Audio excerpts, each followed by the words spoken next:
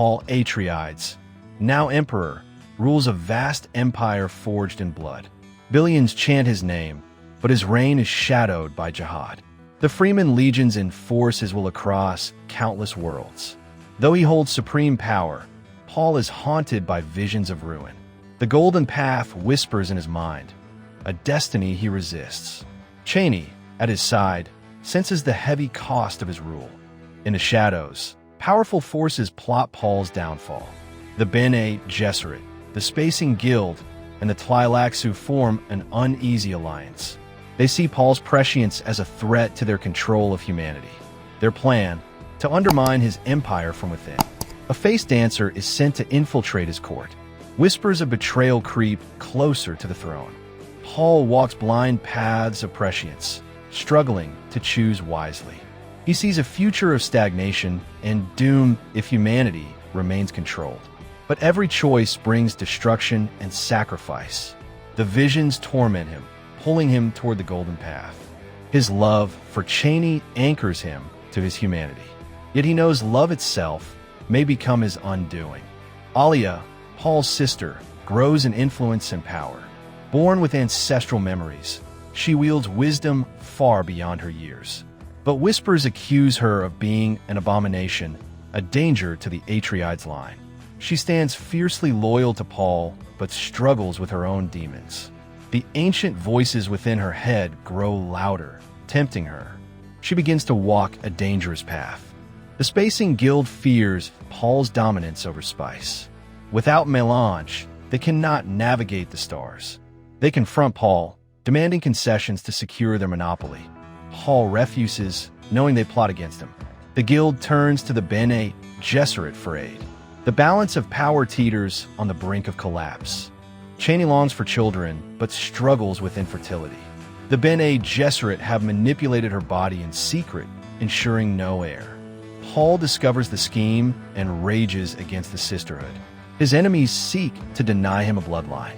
Chani's grief becomes a weapon against Paul's resolve, but love keeps them bound together. The Tleilaxu present Paul with a shocking gift. A Gola of Duncan, Idaho, reborn from cells long dead. Paul is torn between joy and suspicion. Is Duncan truly himself, or a weapon of his enemies? Duncan struggles with fragments of memory and loyalty. His presence reignites old wounds and ancient bonds. Across the galaxy, Paul's legions enforce his rule with zeal. Billions die in wars fought in his name. Paul, horrified, cannot stop the wave of fanaticism. He is both emperor and prisoner of prophecy. Fremen warriors see him as divine, unchallengeable. The jihad becomes a storm beyond control. Paul's prescient visions intensify until he loses his physical sight. Though blind, he sees through the inner vision of prescience. The Fremen call him the blind prophet, believing it a sign of destiny. Paul learns to move, fight, and rule without eyes. His blindness becomes a symbol of spiritual clarity, but also deepens his alienation from those he loves. A plot is hatched to kill Paul during a desert pilgrimage. Masked assassins ambush him amid the dunes. With uncanny precision, Paul defeats them despite blindness. But he recognizes the hand of the conspiracy. The Bene Gesserit and Guild's involvement becomes undeniable. Paul prepares for open confrontation. Alia, overwhelmed by inner voices, hears the echo of Baron Harkonnen. The ancestral presence gnaws at her sanity. She hides her struggles from Paul, but grows more unstable. Her power in court becomes dangerous, unpredictable.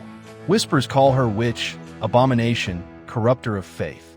The seeds of her downfall are sown. Against all odds, Chani conceives Paul's children. The birth brings hope to the Atreides line, but it is fraught with danger and suffering. Chani's health falters as the pregnancy consumes her strength. Paul's visions darken. He foresees tragedy. The Empire braces for a turning point. The conspirators make their move. A face dancer assassin infiltrates Paul's closest circle. Duncan, Idaho uncovers the plot, torn between loyalty and doubt. Paul confronts betrayal in his own palace halls. The line between friend and foe blurs. Blood is spilled within the Atreides household. Chani gives birth to twins, Leto and Ganima, but the strain of childbirth claims her life. Paul is shattered, consumed by grief and rage. Her death fulfills the darkest part of his visions. He holds his children, torn between despair and duty. The Empire mourns its queen. Paul retreats into the desert, seeking clarity. He undergoes a trial of Fremen faith, walking blind into the sands. Only his prescience guides him step by step. He confronts visions of future tyrants, deserts, and gods. He realizes he cannot escape destiny. The golden path becomes inevitable. Paul returns to face the conspirators.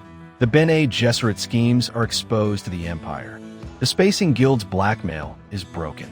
The Tleilaxu's deception with Duncan comes to light. Paul punishes them not with death, but with political ruin. His justice is swift and merciless. Duncan Idaho regains his full memory in a flood of pain. He remembers his death, his loyalty, his love for House Atreides. The Gola becomes whole again, Duncan reborn. He swears eternal loyalty to Paul and his children. His return is both triumph and tragedy. The bond between them is restored. Paul's children, Leto and Ganima, show signs of prescience. They inherit both the gift and the curse of their father. Paul knows their futures will shape the universe. He prepares them for burdens beyond imagination. The twins are symbols of hope and fear. A new generation of Atreides begins to rise. Blinded by fate, broken by grief, Paul relinquishes the throne. He walks into the desert, the ancient Fremen death walk. The people believe their god emperor has ascended. In truth, he chooses exile over tyranny. His children inherit his empire and his destiny. Paul Atreides, Muad'Dib, vanishes into legend. Leto and Ganima are left under Alia's watchful eye. But the seeds of future conflict are planted. Visions of transformation, sand, and eternity haunt the twins. The golden path awaits, a destiny far greater than their father's. The Atreides' legacy marches toward godhood and tragedy. The screen fades, the desert takes, the desert gives.